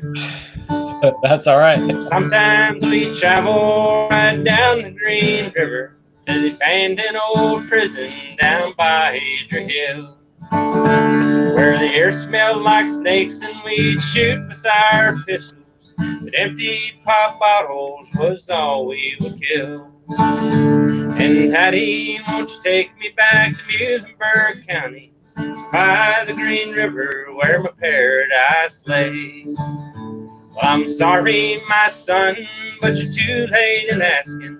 Mr. Peabody's coal train has hauled it away. When I die, let my ashes float down the Green River, let my soul roll on up to the Rochester Dam. And I'll be halfway to heaven with my paradise awaiting, just 5 miles away from wherever I am. And Daddy, won't you take me back to Muhlenberg County, down by the Green River where my paradise lay. I'm sorry, my son, but you're too late in asking. Mr. Peabody's coal train has hauled it away. Mr. Peabody's coal train has hauled it away.